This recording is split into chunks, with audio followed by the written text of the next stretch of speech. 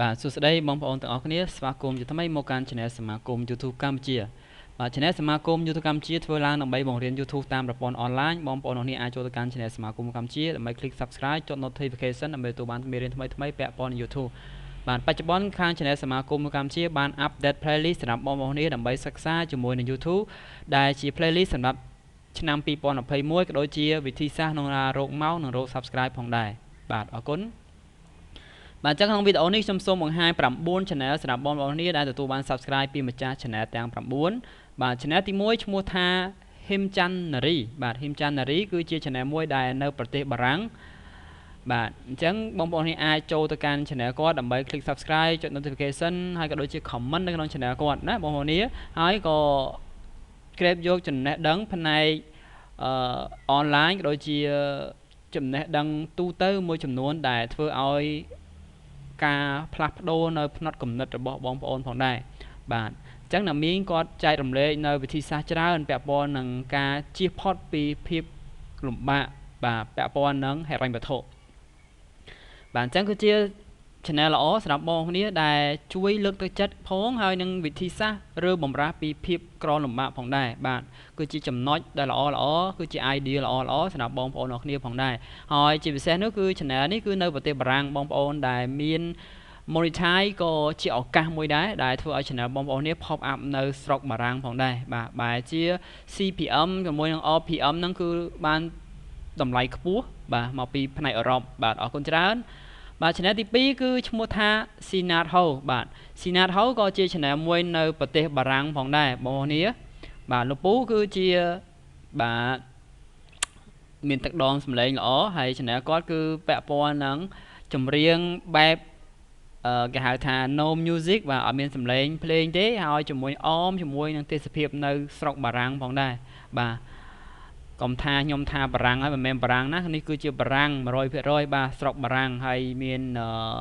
ទឹកស្ទឹងប៉ារីសយើងធ្លាប់តែឮចម្រៀងប៉ុន្តែបើសិនជាបងប្អូននេះមើលបាននៅវីដេអូគាត់គឺឃើញស្ទឹងប៉ារីសផ្ទាល់តែម្ដងបាទហើយជាមួយនឹងទីក្រុងប៉ារីសតើ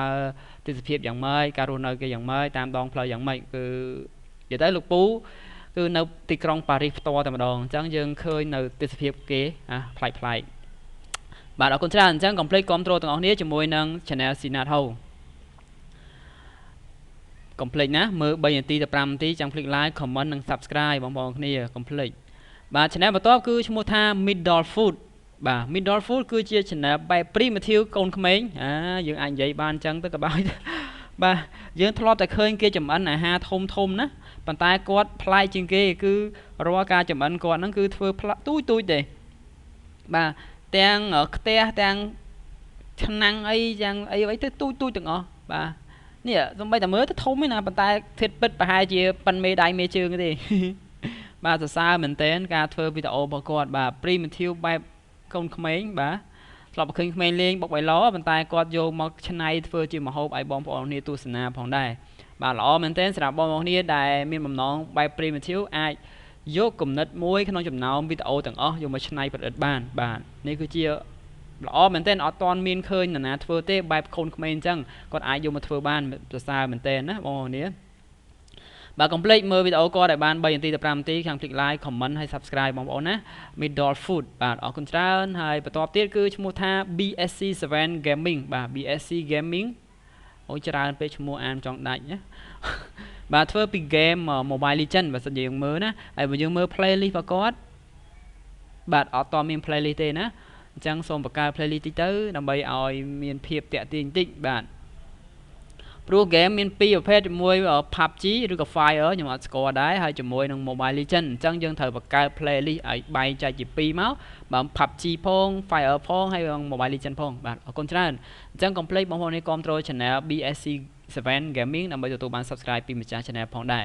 បាទ channel បន្តគឺឈ្មោះថា iShot បាទ iShot គឺជា channel មួយដែលធ្វើអំពីជាងឈើបាទផ្នែកតុកទូបាទចម្លាក់បងប្អូនណាការឆ្លាក់ការធ្វើតុកធ្វើទូអីល្អមែនតើសម្រាប់បងប្អូនគ្នាបាទគឺជា content បែបបរទេសប៉ុន្តែគាត់សរសេរជាភាសាខ្មែរយល់ល្អសរសេរជាភាសាអង់គ្លេសល្អជាងបាទណាបងប្អូនអានេះគាត់ជាការយោបល់ទេសរសេរខ្មែរក៏បានបរទេសក៏បានអត់អីទេប៉ុន្តែគឺបងប្អូននេះទទួលបាននៅចំណេះដឹងផ្នែកចម្លាក់ ទ្វាហើយចំណាក់ឈើ